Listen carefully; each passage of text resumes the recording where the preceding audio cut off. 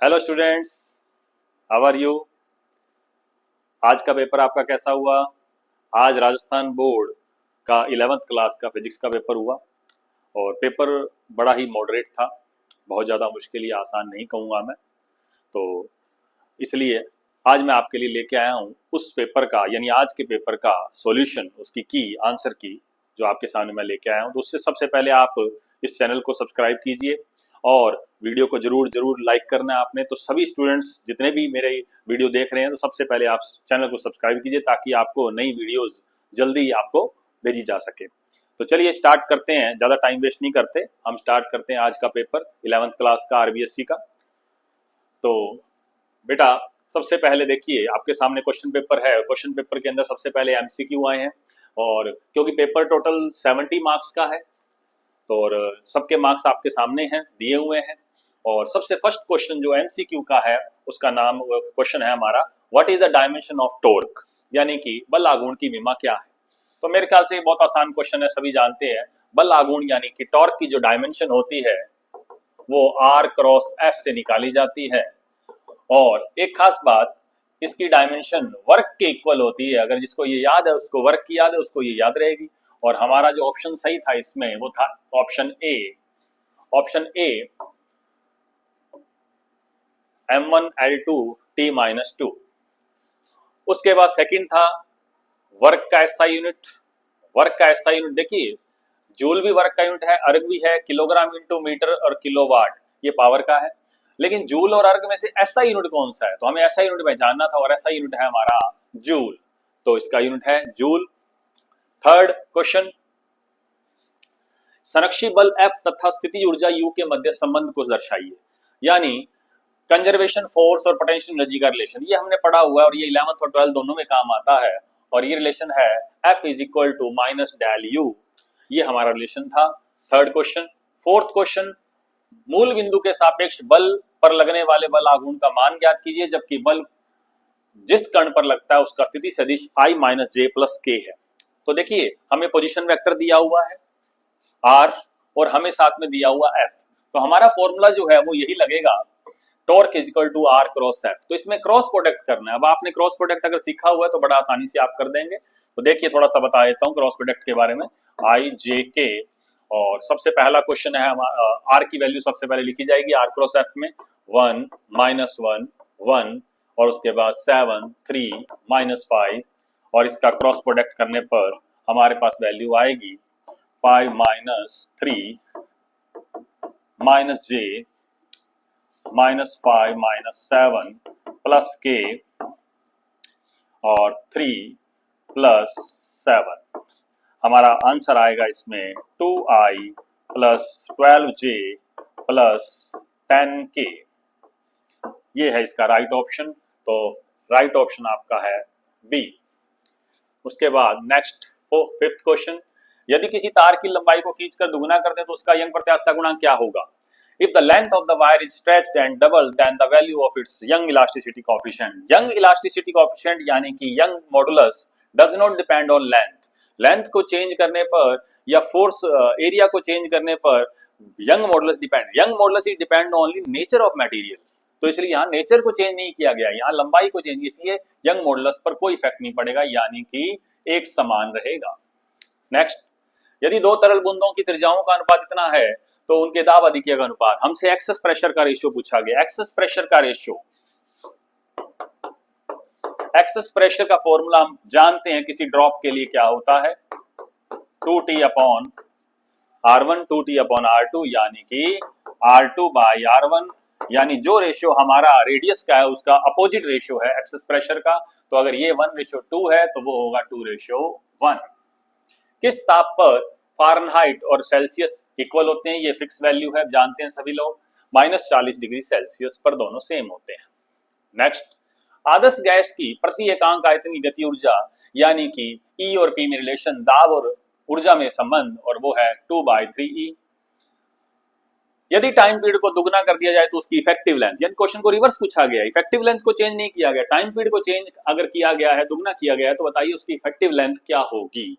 तो सबसे पहली बात, आवर्तकाल यानी time period is proportional to √L।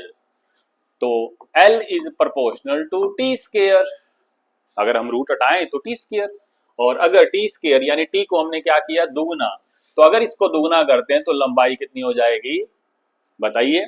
अगर हम लेंथ को टाइम पीरियड को दुगना करते हैं तो लेंथ की बात कर रहा हूं, लेंथ की वैल्यू कितनी हो जाएगी टी स्क्वायर, यानी कि दुगना का मतलब 4 टाइम्स यानी 4 गुनी। नेक्स्ट, A1 और A2 का परिणामी आयाम ज्ञात कीजिए जबकि कलांतर π/2 हो। जब दो वेक्टर के बीच में π/2 का डिफरेंस होता है, π/2 एंगल डिफरेंस होता है, फेज डिफरेंस होता है, तो उसके लिए रिजल्टेंट का जो फॉर्मूला है √p² + q² + 2pq cos theta लगाया जाता है। थीटा की जगह उसने दिया हुआ है क्वेश्चन में 90, इसलिए जब 90 यूज करेंगे तो हमारा आंसर आएगा √A1² + A2², क्योंकि cos 90 की वैल्यू 0 होती है। नेक्स्ट, प्रक्षेप्य का पथ कैसा होता है? प्रक्षेप्य का पथ परवलयाकार होता है, परवलयाकार, जिसे हम प्रोजेक्टाइल यानी पैराबोलिक कहते हैं। ये तो सबको याद है, पैराबोलिक। 1 किलोवाट आवर, 1 kWh की वैल्यू, ये भी सबको याद है, 3.6 इंटू 10⁻⁶ जूल। जी का मान पृथ्वी के केंद्र पर 0 होता है। Hydraulic machine is based on pascal law. Hydraulic जितने भी हैं वो सारे पास्कल लॉ पर आधारित हैं। सीपी माइनस सीवी को कहते हैं आर में रिलेशन कहते हैं। 6.023 इंटू 10⁻23 से एवोगाड्रो नंबर कहते हैं, आवोगाद्रो संख्या, आवोगाद्रो संख्या। सरल आवर्त गति करते हुए कण की कुल ऊर्जा यानी टोटल ऊर्जा हमेशा कंजर्व्ड रहती है, remains no change, remains unchanged, conserved, संरक्षित रहती है, संरक्षित रहती है। ध्वनि तरंगे ध्रुवण नहीं दर्शाती क्योंकि वह लॉन्गिट्यूडनल होती हैं, क्योंकि वह अनुदैर्ध्य होती है, लॉन्गिट्यूडनल होती हैं, अनुदैर्ध्य होती हैं। अनुदैर्ध्य यानी लॉन्गिट्यूडनल में पोलराइजेशन नहीं होता, अनुदैर्ध्य तरंगों में कभी भी ध्रुवण नहीं होता। नेक्स्ट, 10⁻⁶ डाइन पर सेंटीमीटर, डाइन को न्यूटन में चेंज कीजिए, 1 न्यूटन में 10⁵ डाइन हो सकते हैं, और सेंटीमीटर स्क्वायर को मीटर स्क्वायर में चेंज कीजिए तो आंसर क्या आएगा देखिए, 10⁵ इंटू 10⁻⁶, सही है, 10⁻⁶ इंटू 10⁻⁻⁵ न्यूटन में चेंज किया गया, अपॉन में सेंटीमीटर को मीटर में चेंज करने के लिए -4, तो यहां पर आंसर आएगा 10⁵ newton upon metre square. This is the right option, right answer. Next, द्रव्यमान केंद्र से आप क्या समझते हैं? What is centre of mass? जहां वस्तु का सारा द्रव्यमान केंद्रित होता है, यह माना जाता है, यानी जहां सारी बॉडी का, पूरी होल बॉडी का सारा मास सेंट्रलाइज होता है, उसे हम कहते हैं सेंटर ऑफ मास।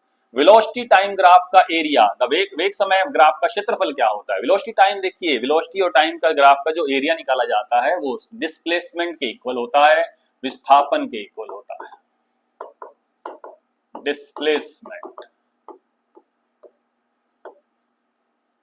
नेक्स्ट, जी और जी में small G is equal to होता है capital G upon M, capital G M upon R square, relation है जी और स्मॉल जी में। नेक्स्ट, रुद्धोष्म प्रक्रम में किसी निकाय द्वारा अवशोषित ऊर्जा, रुद्धोष्म प्रक्रम में अवशोषित ऊष्मा का मान 0 होता है, डेल्टा क्यू बराबर 0, ना ऊष्मा दी जाती ना ली जाती है। नेक्स्ट, ऊष्मा गति का प्रथम नियम, फर्स्ट लॉ ऑफ थर्मोडायनेमिक्स, ऊर्जा संरक्षण पर आधारित है ये, और ऊर्जा संरक्षण का रूल कहता है कि जितनी ऊष्मा दी जाती है वो आंतरिक ऊर्जा और कार्य में खर्च होती है, इसे कहते हैं फर्स्ट लॉ। आदर्श गैस के लिए माध्य मुक्त पंथ, मीन फ्री पाथ का संबंध फॉर्मूला √2πd²n, जिसमें स्मॉल n जो है वो नंबर डेंसिटी है, इकाई आयतन के अंदर उस मॉलिक्यूल की संख्या है, यानी कि गैस के अणुओं की संख्या है। सरल आवर्त गति करते हुए गति ऊर्जा और स्थिति ऊर्जा के मध्य ग्राफ खींचिए। देखिए सरल आवर्त गति करते हुए गतिज और स्थिति ऊर्जा के बीच में अगर ग्राफ खींचा जाए तो ग्राफ दो टाइप से खींचा जा सकता है, क्योंकि इस पेपर में मेंशन नहीं था कि ग्राफ टाइम के साथ खींचा जाए या डिस्प्लेसमेंट के साथ खींचा जाए, तो दोनों में से आप कोई भी बना सकते हैं, चाहे वो टाइम वाला और चाहे वो आप डिस्प्लेसमेंट वाला। देखिए अगर टाइम के साथ ग्राफ खींचा जाए तो टाइम के साथ ग्राफ जो आता है वो इस तरह से ग्राफ आपने बनाया था, शायद याद आ रहा है आपको। ये स्थिति ऊर्जा का था और गति ऊर्जा का बनाते टाइम आपने इस तरह से बनाया था। ये गतिज ऊर्जा का था, ये हमारी है काइनेटिक एनर्जी ग्राफ, और ये हमारा है पोटेंशियल एनर्जी का ग्राफ। ये है एनर्जी एक तरफ और टोटल एनर्जी का ग्राफ स्ट्रेट लाइन आता है ऑलवेज। तो ये है टाइम के साथ ग्राफ। लेकिन अगर हम टाइम की बजाय कोई डिस्प्लेसमेंट के साथ ग्राफ बनाए तो एक तरफ x और एक तरफ एनर्जी लेके ग्राफ खींचा जाए तो ग्राफ कुछ इस तरह से आएगा।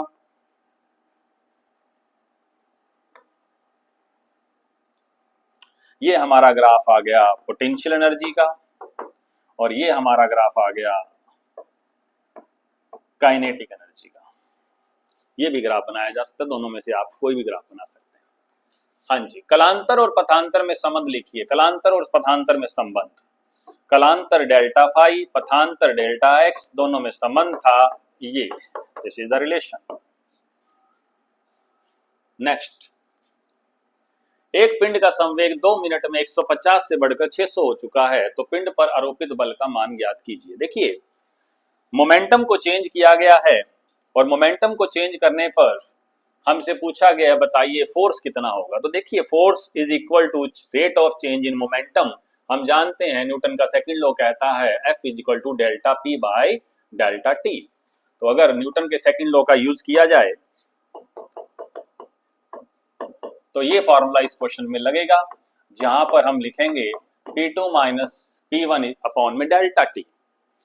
तो P2 माइनस P1, P2 बाद का मोमेंटम जो कि हमें दिया है 600, माइनस पहले का मोमेंटम 150 अपॉन में टाइम दिया हुआ है 2 मिनट, लेकिन मिनट यूज नहीं करेंगे, हम सेकंड यूज करेंगे, तो इसलिए 2 मिनट की जगह हम लिखेंगे 120 सेकंड। तो हमारा आंसर क्या आएगा यहाँ से 450 अपॉन में 120, और इसको आप सॉल्व करेंगे तो ये हो गया हमारा 15 अपॉन 4। यहां तक आप छोड़ सकते हैं।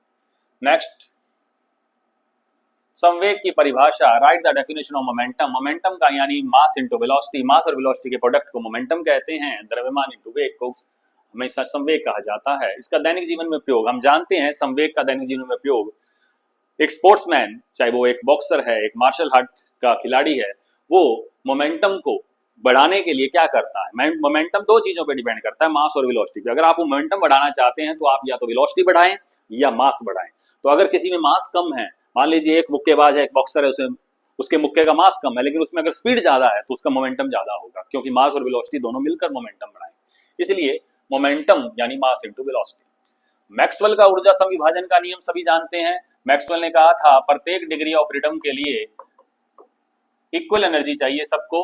हर गैस के परमाणु के अंदर प्रत्येक स्वतंत्रता की कोटि के लिए ऊर्जा का मान 1/2 kT होता है, हाफ kT होता है।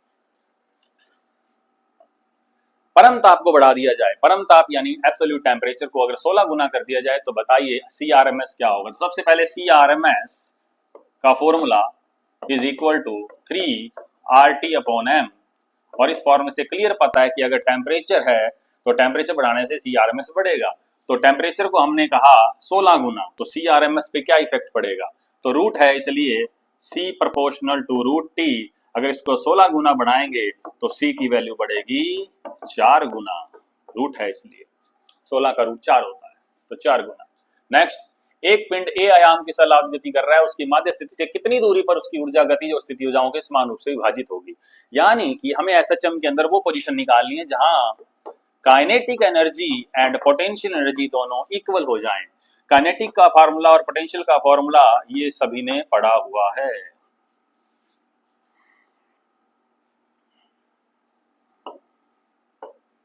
ये वाला फॉर्मूला सभी जानते हैं। दोनों इक्वल होनी चाहिए, दोनों को इक्वल कर दिया जाए। इक्वल करने के बाद हमारा आंसर क्या आएगा, यहां पर आंसर बनेगा, इसको मैं x लिखता हूं minus X square.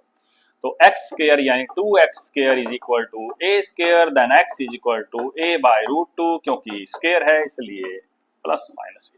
This is the right answer. Next, अनुदैर्ध्य और अनुप्रस्थ तरंगों का उदाहरण सही समझाइए। ट्रांसवर्स और लॉन्गिट्यूडनल वेव को हमें समझाना है। लॉन्गिट्यूडनल वेव वो होती हैं जिसके अंदर प्रोपेगेशन के पैरेलल वाइब्रेशन होते हैं, संचरण के समांतर कंपन होते हैं। लेकिन जो ट्रांसवर्स है, अनुप्रस्थ है, उसके अंदर हमेशा प्रोपेगेशन के लंबवत कंपन होते हैं, जैसे कि डोरी में यानी स्ट्रिंग में, तो इसका उदाहरण स्ट्रिंग है। और लॉन्गिट्यूडनल यानी कि अनुदैर्ध्य तरंगों का उदाहरण ध्वनि तरंगे हैं या स्प्रिंग के अंदर पैदा होने वाली तरंगे। नेक्स्ट, एक समान त्वरित गति के द्वितीय समीकरण को, द्वितीय समीकरण यानी हमें ये स्थापित करनी थी, किसी भी पूछा नहीं गया कि कौन सा मेथड यूज करना है, आप कोई भी मेथड यूज कर सकते थे, ग्राफिकल या मैथमेटिकल। नेक्स्ट, कोणीय संवेग संरक्षण के नियम को उदाहरण सही समझाइए। Angular momentum conservation law, angular momentum conservation law कहता है यदि torque is equal to 0 then dj by dt is equal to 0 then j is equal to constant, this is called angular momentum conservation law। बाह्य बल आघूर्णों की अनुपस्थिति में कोणीय संवेग सुरक्षित रहता है। In the absence of external torque, J is constant। Next, पृथ्वी सतह से h ऊंचाई पर गुरुत्वीय त्वरण का सूत्र स्थापित कीजिए। गुरुत्वीय त्वरण को h ऊंचाई पर सूत्र, बड़ा इंपॉर्टेंट फॉर्मूला है, gh is equal to gs upon this is the expression। ये डेरिवेशन आपको करना था h ऊंचाई के लिए।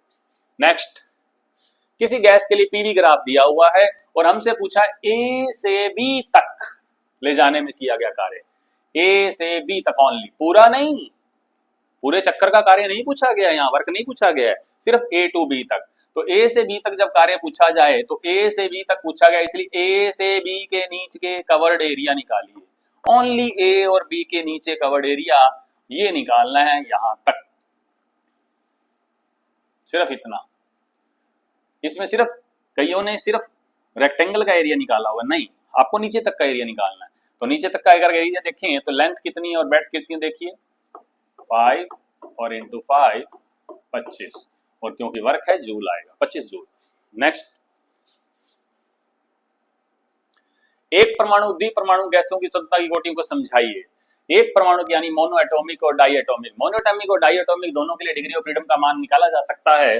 मोनोटॉमिक के लिए 3 होता है, डाई एटॉमिक के लिए 5 होता है। फॉर्मूला हम जानते हैं 3a minus B, degree of freedom निकालने का फॉर्मूला 3a माइनस बी, जहां पर मोनोटॉमिक में 1 आएगा, b 0 आएगा, और डाई एटॉमिक में 2 and 1 यानी 5। पेंडुलम का टाइम पीरियड, पेंडुलम के टाइम पीरियड का डेरिवेशन हमें करना है, इस फॉर्मूले को डिराइव करना है, बड़ा आसान क्वेश्चन और बड़ा इंपॉर्टेंट क्वेश्चन है, 2 pi under root L by G. Next, Boyle तथा चार्ल्स के नियमों को लिखिए, आवश्यक ग्राफ भी बनाइए। बॉयल और चार्ल्स का नियम, बॉयल कहता है at constant temperature always P proportional to 1 by V at constant temperature, स्थिर ताप पर P समानुपाती 1/V। चार्ल्स कहता था कांस्टेंट टेम्परेचर नहीं, चार्ल्स कहता है V proportional to T at constant pressure. वो कहता है दाब नियत हो तो V समानुपाती T, और बॉयल कहता है टेम्परेचर कांस्टेंट हो तो P समानुपाती 1/V। ये दोनों नियम आपको लिखने थे और इनके ग्राफ बनाने हैं। P और V में ग्राफ अगर देखा जाए तो ऐसा बनेगा यहाँ, और यहाँ V और T में ग्राफ देखा जाए तो प्रोपोर्शनल होने के कारण सीधी लाइन बनेगा। Okay, next,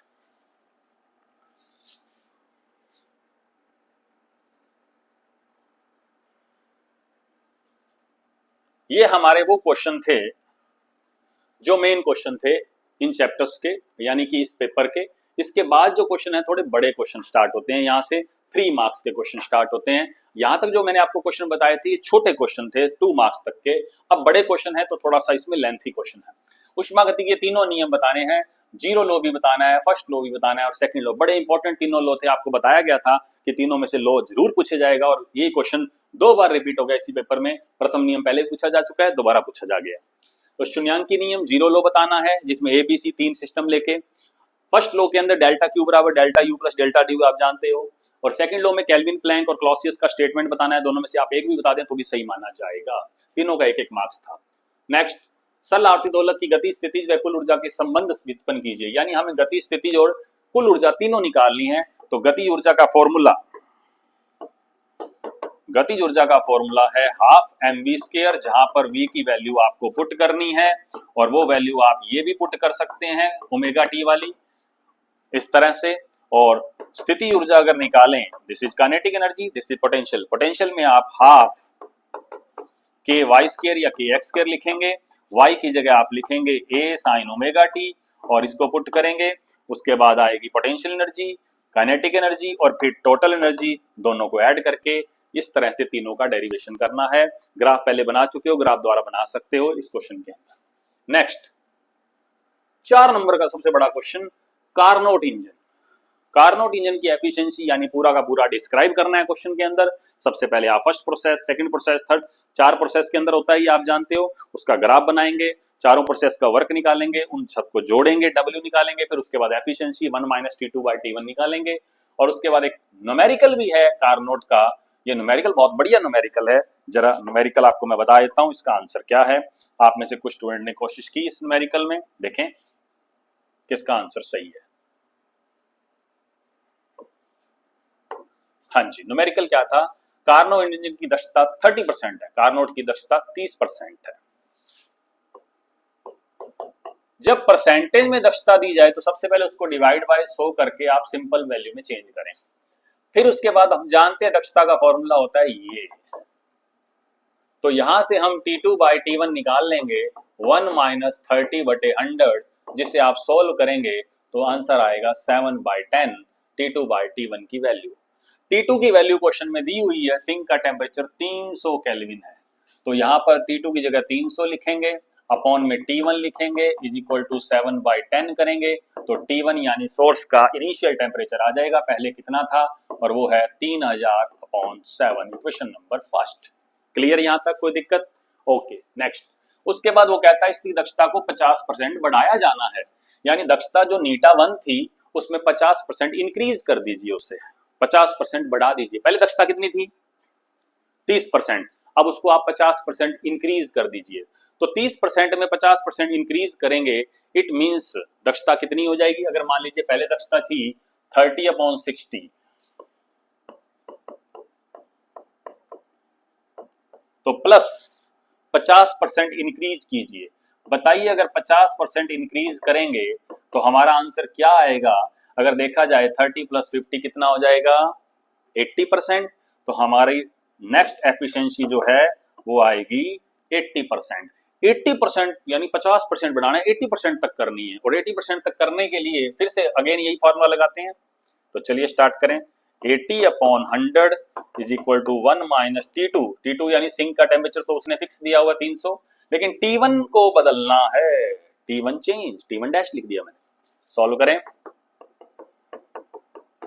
is equal to 1 minus 8/10, answer आएगा यहाँ 2/10, 1/5।